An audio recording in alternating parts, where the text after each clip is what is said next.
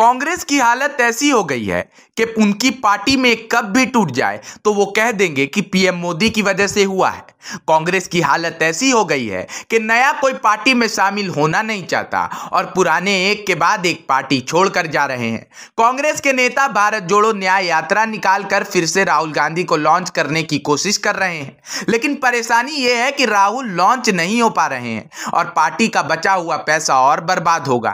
कांग्रेस के वरिष्ठ नेताओं को पता है कि इससे कुछ मिलना जुलना नहीं है, लेकिन स्वामी भक्ति के आगे मजबूर होकर कांग्रेस के नेताओं को सब करना पड़ रहा है। नहीं करेंगे तो साहब के नाराज होने का खतरा बराबर बना रहेगा।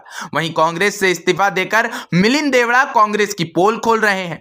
वहीं पुराने कांग्रेसी रहे मिलिंद देवड़ा के शिवसेना में शामिल होने के बाद भी कांग्रेस आत्मचिंतन नहीं कर रही है, बल्कि ब्लेम गेम खेल रही है।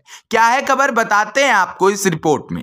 दरअसल मिलिंद देवड़ा के इस्तीफा देने और उनके शिवसेना में शामिल होने के बाद पार्टी ने उनके पिता और कांग्रेस के दिवंगत नेता मुरली देवड़ा का जिक्र करते हुए उन पर हमला बोला। पार्टी के नेता जयराम रमेश ने सोशल मीडिया प्लेटफॉर्म एक्स पर लिखा है कि मुरली देवड़ा हमेशा कांग्रेस पार्टी के साथ खड़े रहे। यही नहीं, जयराम ने न्यूज एजेंसी पीटीआई के दिए इंटरव्यू में आरोप लगाते हुए कहा कि जाहिर तौर पर यह सब एक तमाशा था और उन्होंने जाने का मन बना लिया था और उनके पार्टी छोड़ने की घोषणा करने का समय स्पष्ट रूप से प्रधानमंत्री मोदी की तरफ से तय किया गया था।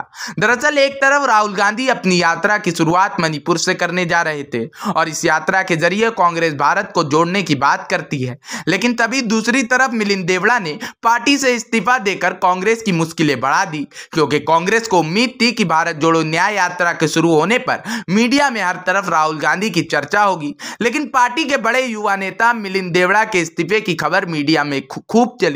दिन भर मिलिंद देवड़ा खबर में छाए रहे।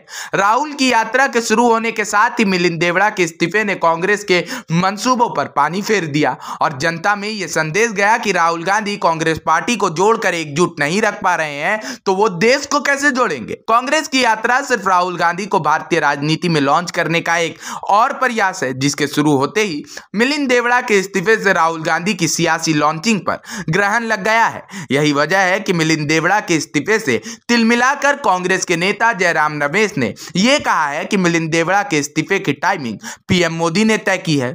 वहीं कांग्रेस से इस्तीफा देने और शिवसेना में शामिल होने के बाद मिलिंद देवड़ा ने कहा है कि मुझे यहां बहुत घुटन महसूस हुई। निश्चित रूप से ये वो कांग्रेस नहीं है जिसमें मेरे पिता शामिल हुए थे, वो अब वैसे नहीं है जैसे 20 साल पहले थे। उन्होंने कहा कि इस पार्टी ने 30 साल पहले आर्थिक सुधारों की शुरुआत की थी और अब कारोबारियों और उद्योगपतियों को भला बुरा कह रही है और उन्हें देश विरोधी बता रही है। Bureau report, OMH news. और भी वीडियोस देखने के लिए चैनल को सब्सक्राइब करें और बेल आइकन को दबाएं।